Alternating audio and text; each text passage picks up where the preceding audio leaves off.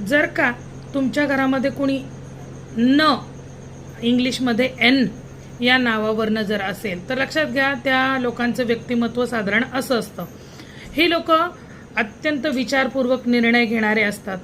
तसे वरवर पाहता ते शांतही असतात पण खूप भावनिक असतात.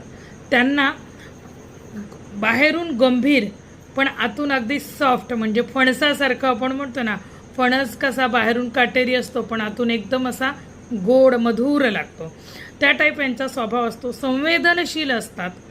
कोणतीही जबाबदारी जर दिली तर ते व्यवस्थितपणे ते पार पाडणारे असतात. व्यवस्थापन, अध्यापन किंवा प्रशासन क्षेत्रामध्ये त्यांना खूप चांगले यश मिळताना दिसते. ही लोक नातेसंबंधांमध्ये समर्पित भावना असते. म्हणजे एखादं जर नातं त्यांनी निभवायचं ठरवलं तर ते पूर्णपणे अगदी मनापासून समर्पण करून ते निभावतात. आता त्यांना जर का कोणी काही बोललं किंवा एखादी भावनिक जखम मनामध्ये जर झाली तर ती खोलवर जाते, आतून ते तुटून जातात. त्यांना नेहमी आपल्याला कोणीतरी समजून घ्यावं असा जोडीदार जर मिळाला तर नात्यासंबंधांमध्ये त्यांना जास्त आनंद होतो किंवा ते त्यांना खूप आवडतं. न अक्षराच्या लोकांना जर का पैसे साठवण्याकडे कल असतो. म्हणू शकता तुम्ही थोडेसे कंजूस असतात, कारण की खर्च करण्यापेक्षा पैसे वाचवणं, बँक बॅलन्स करणं हे त्यांना खूप आवडतं. त्याचप्रमाणे आयुष्यभर हळूहळू पण मजबूत अशी प्रगती करतात.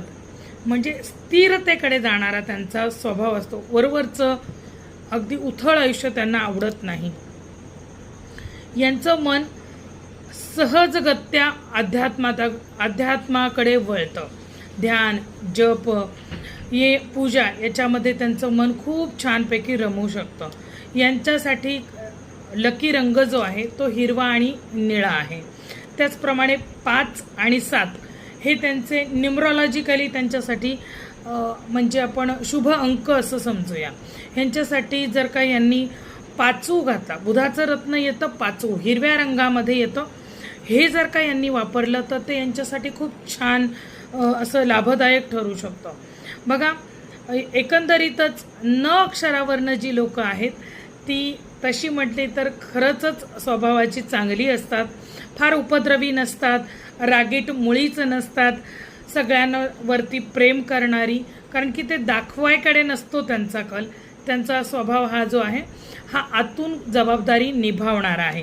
तुमच्या घरात आहे का कोणी न वर्ण? जरूर सांगा.